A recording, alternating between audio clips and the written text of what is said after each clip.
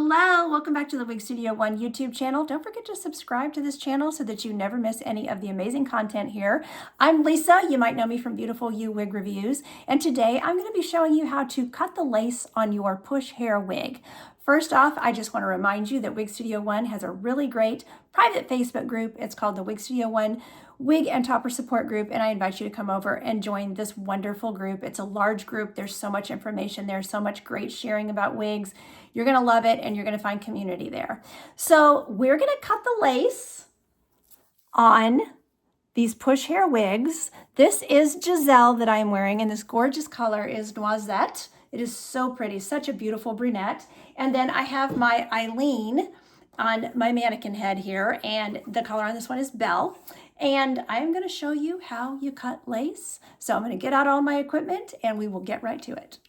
Okay, so as I said, cutting lace for some reason seems to be something that is intimidating for a lot of people. So I'll show you some different things that I do, different things I use to pull the hair back first of all. So you can use these clamps. This is what I use generally most of the time. I will pull the hair back with these hair clamps. And you just clip it back. You may have a few little stray hairs. It's really, really difficult to get every single hair out of the way. So don't be worried about that. If you chop off a couple of hairs, it's not the end of the world. So, because, there's just always going to be a few little flyaways. I do my best to get all of them out of the way, put them back in the clip and all that. But just sometimes you just can't get them all. So, but another thing that I do sometimes is I just use a headband and put it on the mannequin head like this, and then pull the hair back. And I kind of feel like I can get the hair back out of the way better sometimes with a headband as far as those little flyaways.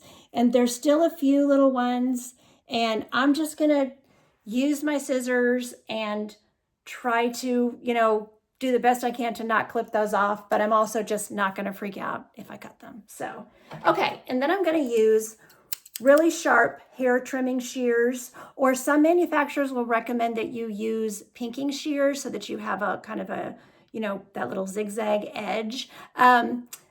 For some reason, I don't really care for the zigzag edge. I tend to look at my lace a little too closely, I guess. And so I just find that these hair trimming shears, they're really, really sharp. They're going to cut, just really glide through the lace very easily. And I find that they are sufficient. So we're going to start over here on one side. So I'm going to start over here. Can you see that? Trim my mannequin head a little bit for y'all, so you can see the whole process. I'm just going to take a hold of the lace.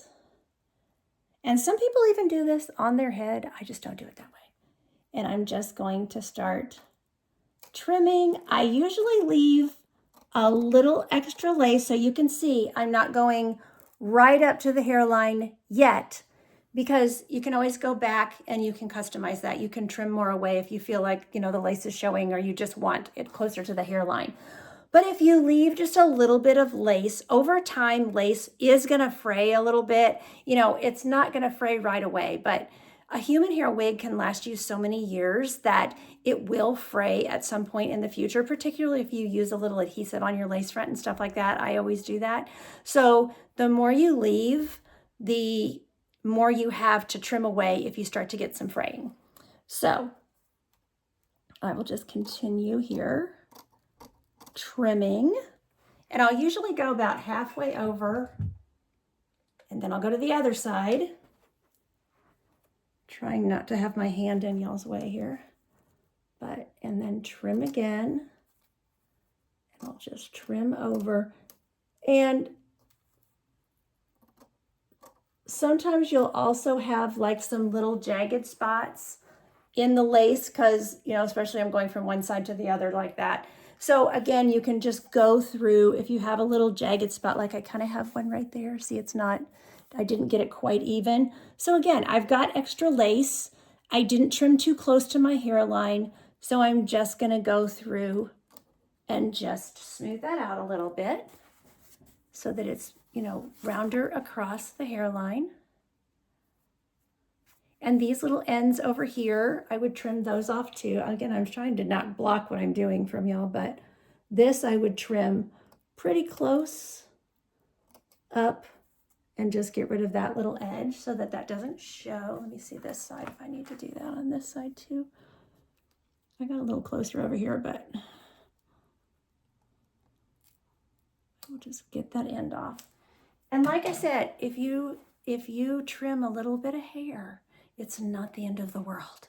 I'll take the headband off, and then I will just sort of pull through, because sometimes you do lose a few hairs. I'm not losing any on this, which is nice. I think I'm about to lose her off the mannequin head here. I probably pushed it back a little whenever I was using the headband, you know, so. But I'll just go through, and sometimes a few little hairs will come out. Again, nothing to worry about. There's plenty of hair on your wig. So let me take off my Gisele.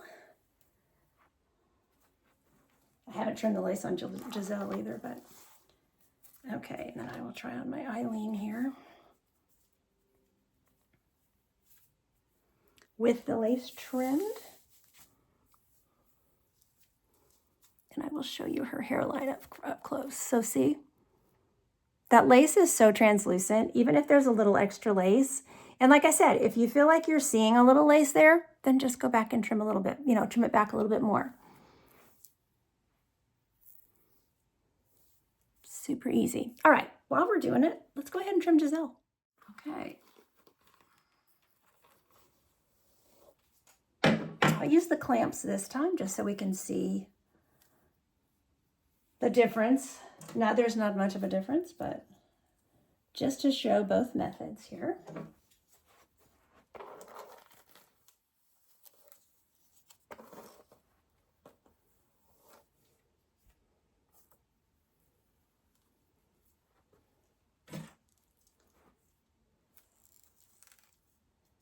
And I'll put in 2 clamps, and then I usually have some tiny clamps. So these little flyaways, I'll brush them back and try to get them clamped like right there at the front. Just trying to get as many of the hairs out of the way, you know, as I can. But like I said, it's not the end of the world if you cut through a hair or two. So, okay, got those pulled back. So take the scissors.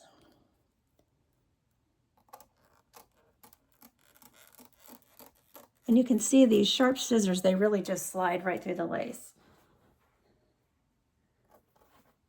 Sorry, y'all. When I do this side, I always feel like all you can see is my big hand.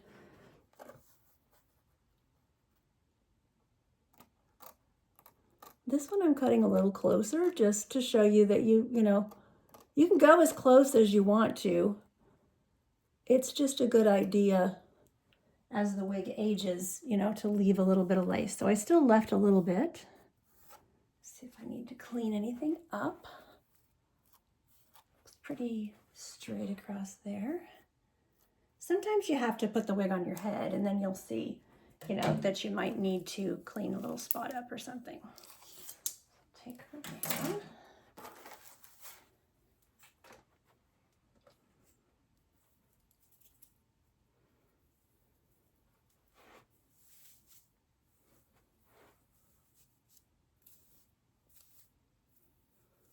I'll show you her hairline up close after the lace is cut.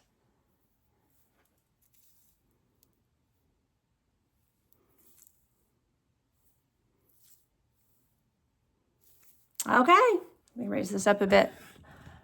Alrighty, it is that easy, not that hard, right? So I hope this is helpful for you all. There will be information about purchasing push wigs down in the description box below. Thanks so much for watching, and I'll see you next time.